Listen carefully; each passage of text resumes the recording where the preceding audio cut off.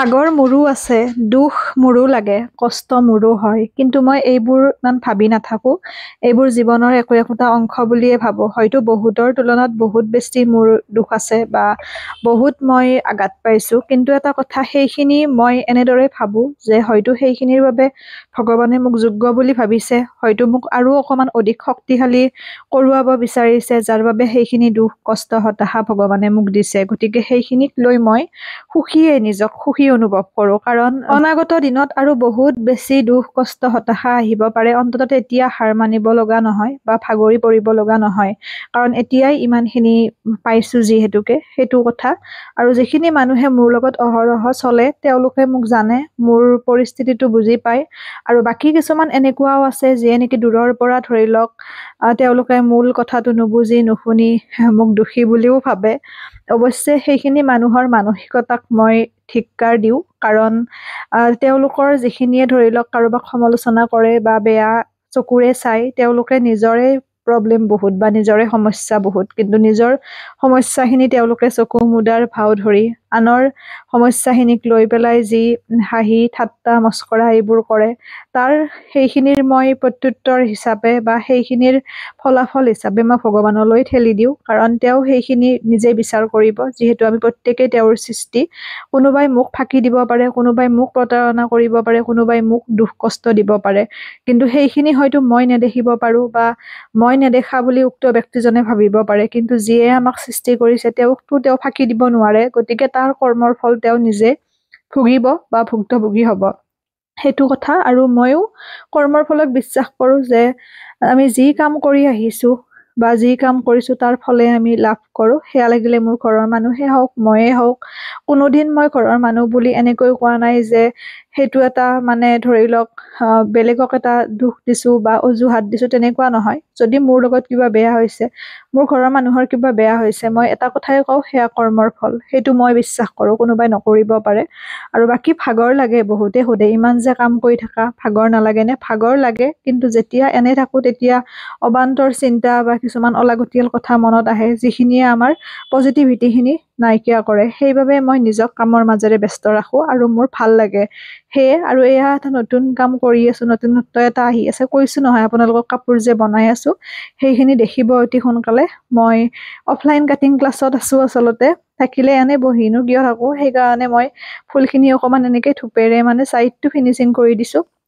কাপোৰযোৰ দেখিব বাৰু, আৰু বহুখিনি কাপোৰ ৰেডি কৰা হৈছে, সেইখিনিও আপোনালোকে দেখিব। আচলতে নাপায়, দূৰৰ পৰা কোনোবা এগৰাকী ব্যক্তিৰ আমি একো নজনাকৈ বা সবিশেষ নুবুজাকৈ বা তেওঁৰ ঠাইত গৈ পেলাই উপলব্ধি নকৰাকে যিকোনো কথা ক'বলৈ নাপায়। আৰু ক'লেও ভাল লাগে, যাৰ ধৰি লওক কোনো ধৰণৰ সমস্যা নাই, একেবাৰে নিকা হয়, তেনেকুৱা মানুহৰ মুখতো কিছুমান কথা শুনিলে ভাল লাগে। কিন্তু যেতিয়া নিজৰে ধৰি লওক বহুত বেছি সমস্যা বা নিজৰে ধৰি লওক বহুত গোবৰ, তেওঁলোকে যেতিয়া কাৰোবাৰ সমালোচনা কৰে, সেইটো হাঁহি উঠে, লাজ পাওঁ। কাৰণ আমিও সকলোখিনি কথা জানো, হয়তো সময় নাই তেওঁলোকৰ দৰে আলোচনা কৰিবৰ কাৰণে, বা এনেও আমি তেনেকে কাৰো কথা ক'ব নোৱাৰো, বা ক'ব লাগিলে মুখখন কপে বা বহুত ভাবিব লগা হয়, কাৰণ কোনো মানুহ এনে ভালো নহয় আৰু এনে বেয়াও নহয়, পৰিস্থিতিয়ে বাধ্য কৰায়, সেইটো কথা। বাকী এনেকৈ কামবোৰ চলি আছে। অনলাইন ক্লাছ আকৌ 10 জুনৰ পৰা আৰম্ভ হ'ব। বহুতে মোক কলো কৰিছে, হয়তো মই ৰিচিভ কৰিব পৰা নাই। কালি সকলোকে কল বেক কৰা হ'ব, মই কথা পাতিম সকলোৰে লগত, কাৰণ এই দুদিন মই অকণমান ব্যস্ত আছো কাৰণে মই কলসমূহ মই ৰিচিভ কৰিব তেনেকে পৰা নাই। আৰু মোক হোৱাটছএপত মেছেজ এটা কৰি দিব আপোনালোকে যিসকলে কাটিং ক্লাছ কৰিব বিচাৰে। সেইটোৱে, অকল ব্লাউজটোহে শিকোৱা হ'ব, চুৰিদাৰ বা লেহেংগা এইবোৰ অফলাইন কাটিঙতে শিকোৱা হয় শিকিব বিচাৰিলে, কিন্তু অনলাইনত গোটেইখিনি কভাৰ কৰাটো অকণমান অসুবিধা হয়, সেইটো কথা। কোনোবাই কোৱাৰ দৰে আমি যদি দুখীয়া হৈ জন্ম লওঁ সেইটো কোনো পাপ নহয়, জন্ম পাব পাৰো, কিন্তু যদি আমি অকামিলা হৈ দুখীয়া হৈ মৰি যাওঁ সেইটো আচলতে খুব এটা ভুল, বা সেইটো কথাৰ কোনো যুক্ততা নাই।